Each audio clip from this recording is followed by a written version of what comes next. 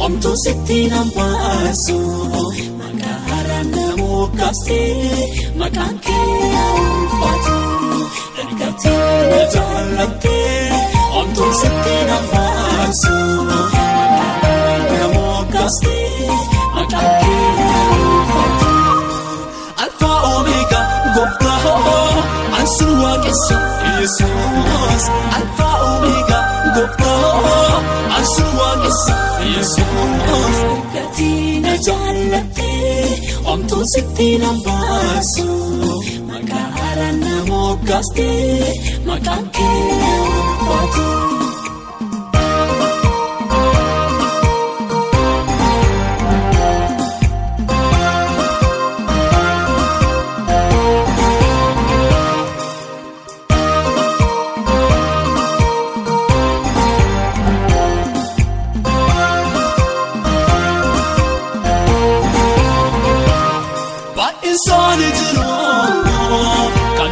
Bekani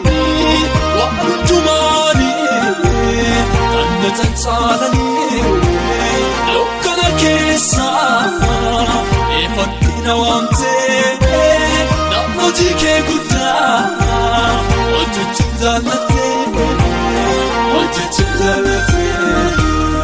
argatina jallate omtu sitti nambasu namukasti makanke ulfatu ergati najalate omtu sitti nambasu namukasti makanke ulfatu Alpha Omega Gofta Ansua Kesa Jesus Alpha Omega Gofta Ansua Kesa Jesus ergati najalate Omtu sitti nambasu makaharan namukasti makanke ulfatu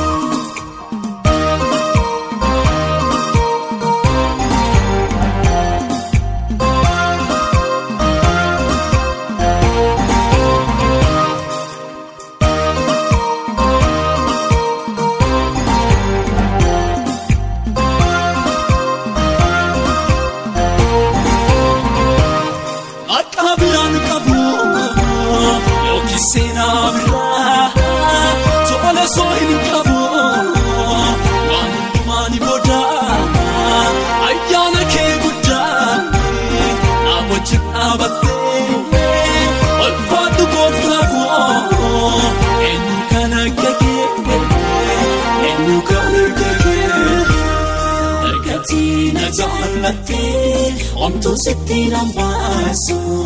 makaharan namukasti makanke ulfatu ergati najalate omtu sitti nambasu makaharan namukasti makanke ulfatu Alpha Omega Gofta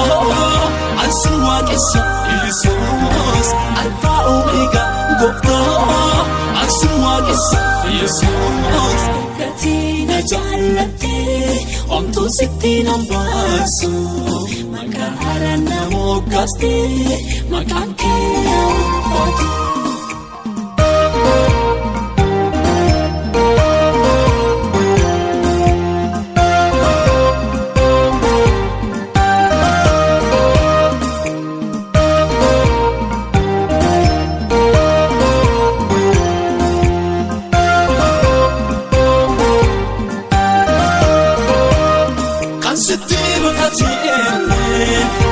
Sani kapta